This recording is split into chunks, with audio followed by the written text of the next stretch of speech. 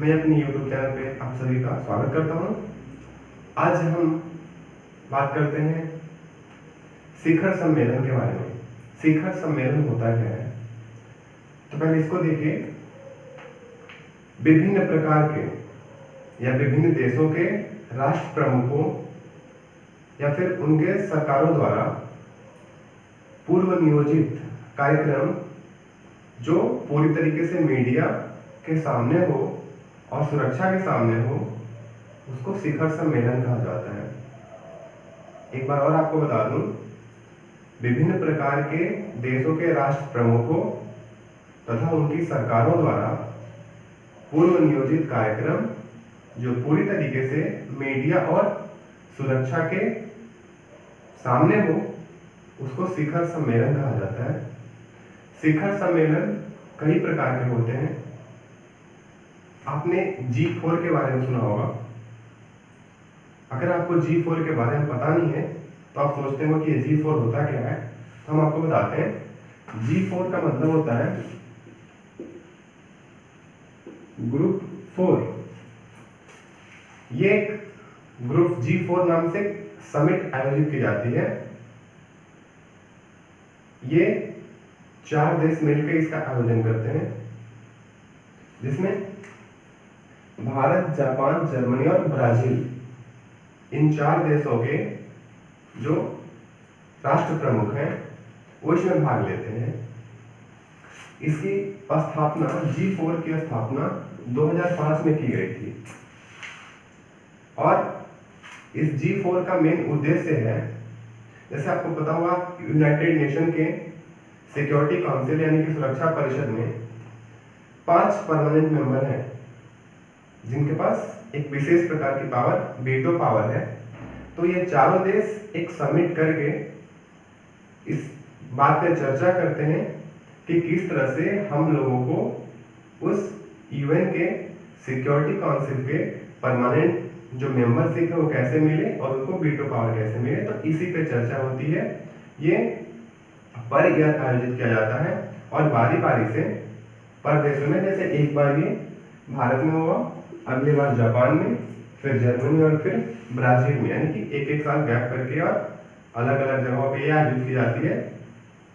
यानी कि इसमें जितने भी जो 4 सदस्य हैं ये बारी बारी से इसकी मेजबानी करते हैं। आपको पता चल गया कि G4 क्या होता है। अब आपको बताते हैं G6 के बारे में, यानी कि ग्रुप 6 के बारे में।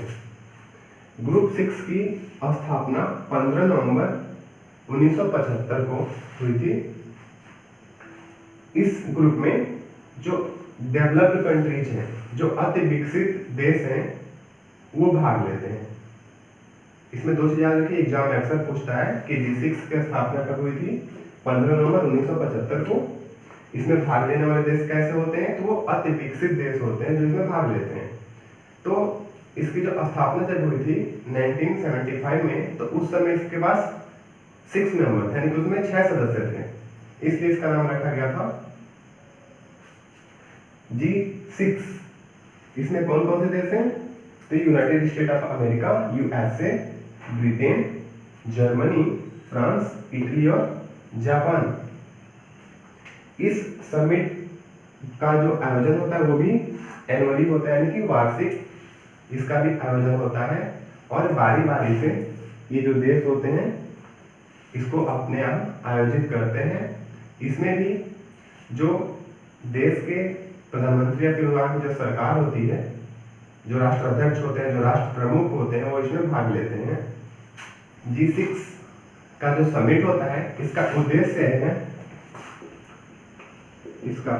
है विकास और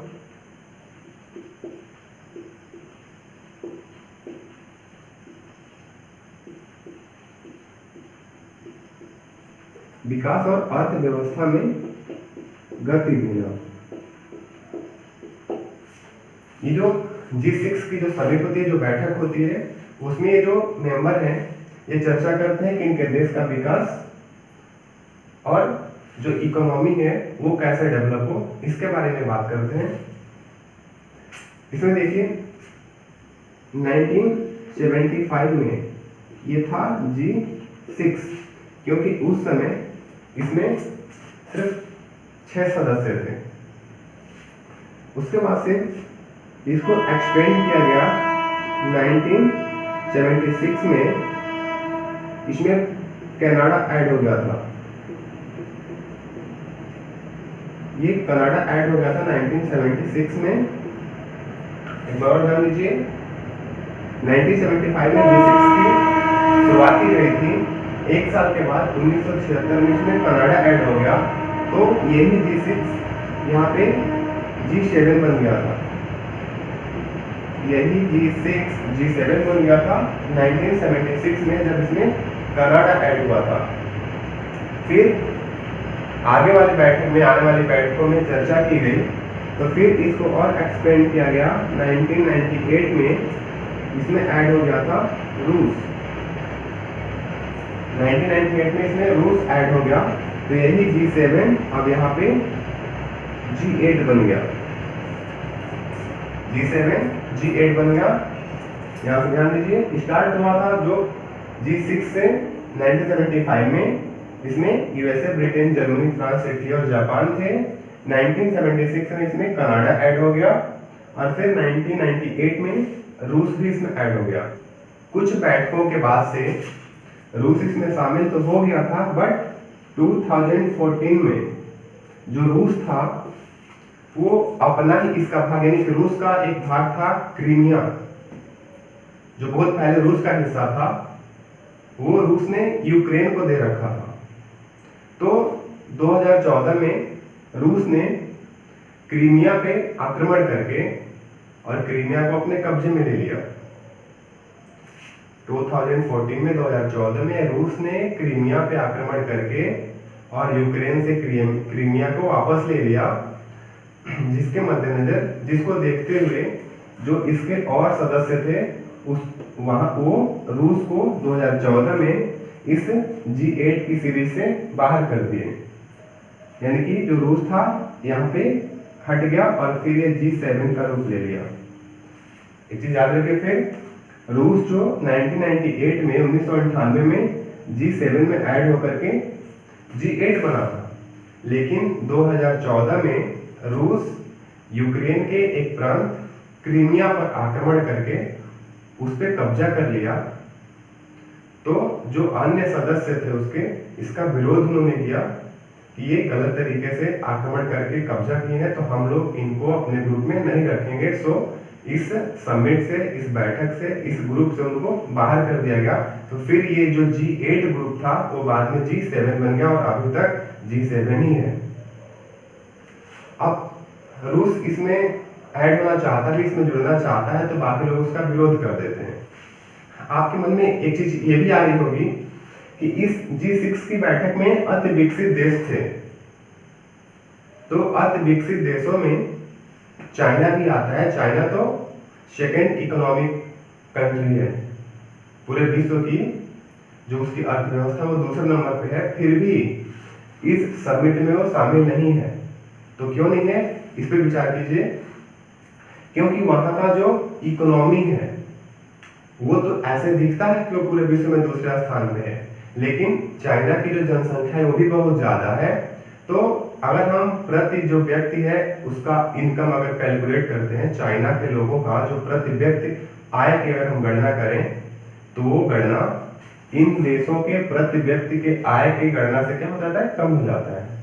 यानी कि जितना जर्मनी में प्रति व्यक्ति की आय है, या फिर ब्रिटेन में जो प्रति व्यक्ति की आय है, उससे कम चाइना के प्रति व्यक्ति का जो आय होता है वो कम होता है। इसके वजह से G6 में चाइना को शामिल नहीं किया जाता है।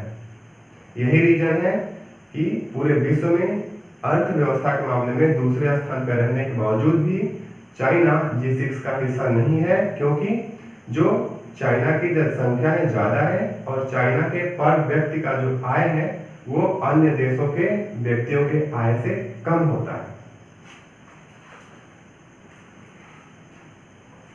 अब जो अमेरिकन राष्ट्रपति डोनाल्ड ट्रंप है, वो इस G7 की सीरीज में कुछ और कंट्रीज को भी ऐड करना चाहते हैं। जैसे अभी आपको पता होगा कि चाइना इस समय तानाशाही कर रहा है पूरे विश्व पर, वो चाहता है कि हम पूरे वर्ल्ड पावर बन जाए। तो इस चीज को देखते हुए ट्रंप ने ये इनिशिएटिव लिया है कि इसमें हम कुछ कंट्रीज को और शामिल करें ताकि हम उस पर नकेल कस पाए। तो उन्होंने किन किन देशों को सजेस्ट किया है मैं आपको बता देता हूँ। वो 3 देश हैं जिसमें है भारत, उत्तर कोरिया और ऑस्ट्रेलिया। तो अमेरिका के जो राष्ट्रपति हैं, तत्कालीन राष्ट्रपति डोनाल्ड ट्रंप, वो ये चाहते हैं कि ये तीनों देश भी इस G7 में हिस्सेदारी करें और इसको G10 में तब्दील किया जा सके। अब आपको पता चल गया G6 क्या होता है।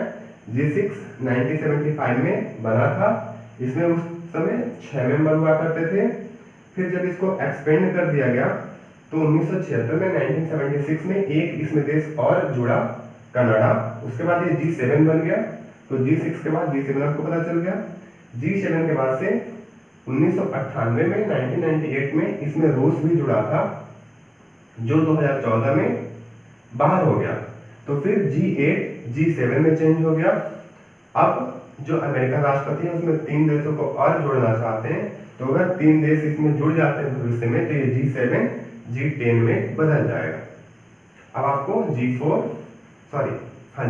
G6 G7 G8 और G10 के बारे में पता चल गया। G10 के बाद अब हम बात करते हैं D10 के बारे में। D10 का मतलब होता है डेमोक्रेटिक 10।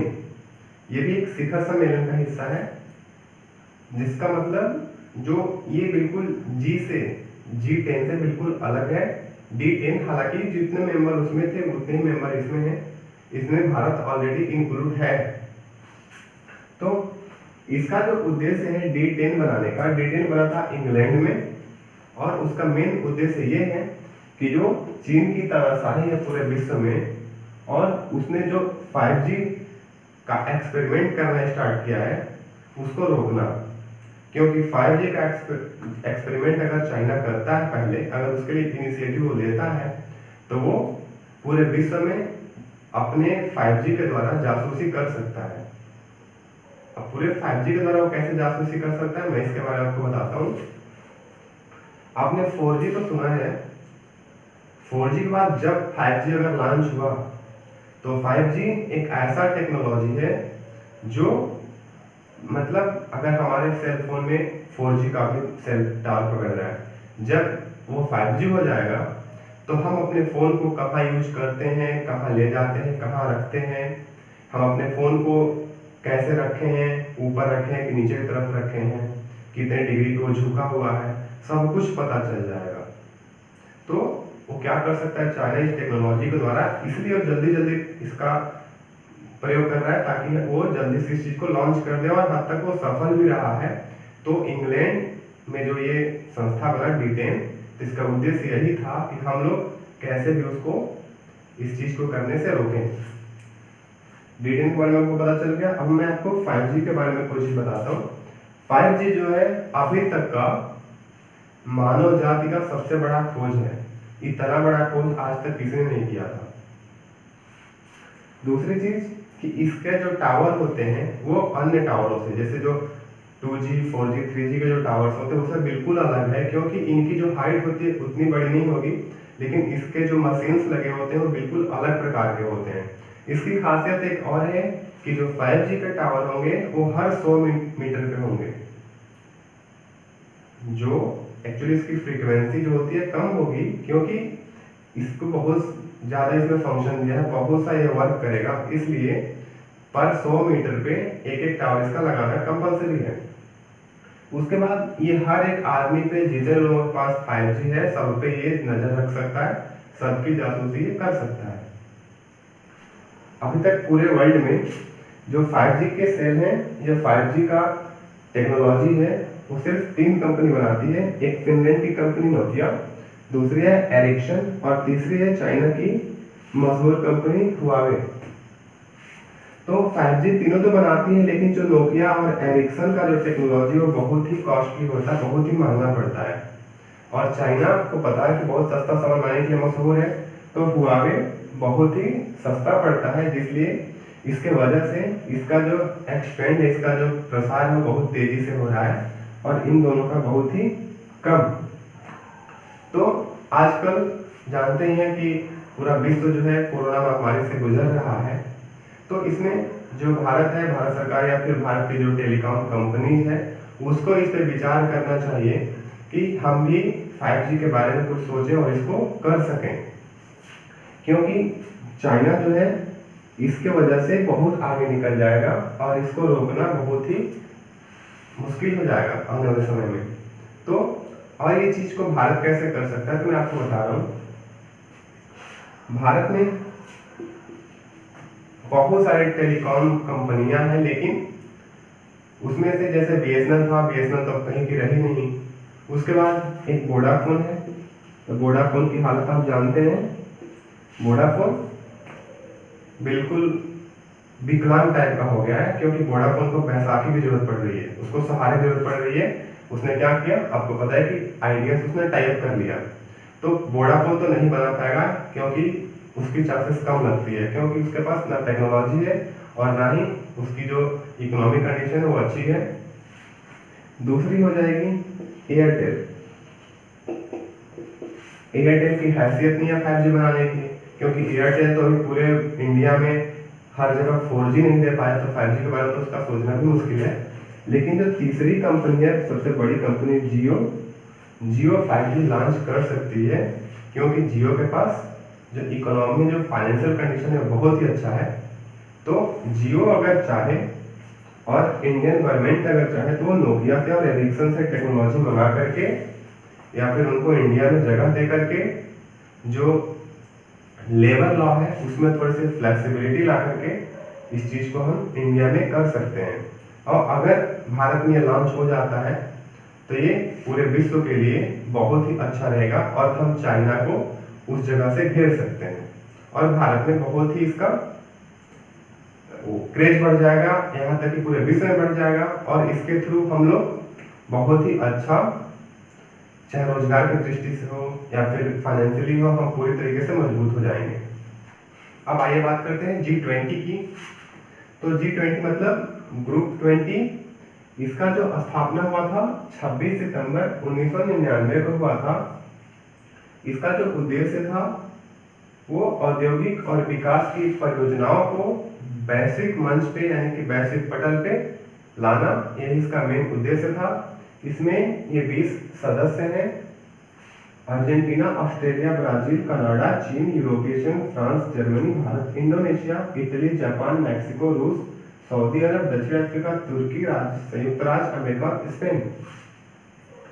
इसके जो अध्यक्ष हैं ये शिंजो अबे हैं 2019 से अभी तक। तो इसका पहले उद्देश्य समझिए।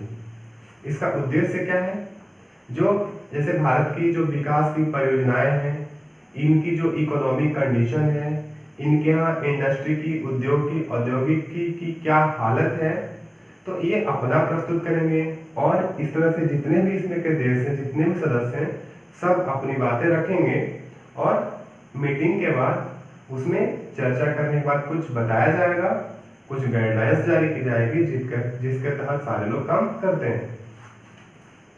इसका जो पहला समिट हुआ था 1999 के बाद, जो पहली मीटिंग हुई थी 2008 में हुई थी। याद रखिए एक बहुत ही इंपॉर्टेंट चीज है, 2008 में जो मीटिंग हुई थी उसमें पूरे देश, जितने भी देश हैं, सबके जो फाइनेंशियल मिनिस्टर्स होते हैं, वित्त मंत्री, वो हिस्सा लिए थे। लेकिन अब इसमें प्रधानमंत्री यानी कि जो राष्ट्र प्रमुख होता है, जो सरकार चलाते हैं, वो वित्त मंत्री और जो सेंट्रल बैंक के यानी कि रिजर्व बैंक के जो गवर्नर होते हैं वो भी हिस्सा लेते हैं, यानी कि तीनों लोग उसमें हिस्सा लेते हैं। सबसे यूनिक चीज इसमें यह है कि पूरे विश्व की जितनी जीडीपी है उसका 85% जो रिवेन्यू है वो इन्हीं 20 कंट्री से ही आता है। यानी कि विश्व बड़े देश हैं, औद्योगिक दृष्टि से देखा जाए तो 20 सबसे बड़े देश हैं, तो पूरे विश्व का जो जीडीपी है उसका 85% इन 20 देशों से ही होता है।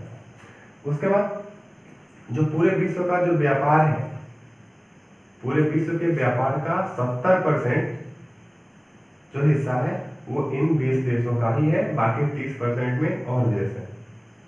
तो इन सब चीजों के मद्देनजर G20 बनाई गई, जिसके द्वारा हम अपने औद्योगिक और विकास की परियोजनाओं पे चर्चा कर सकें।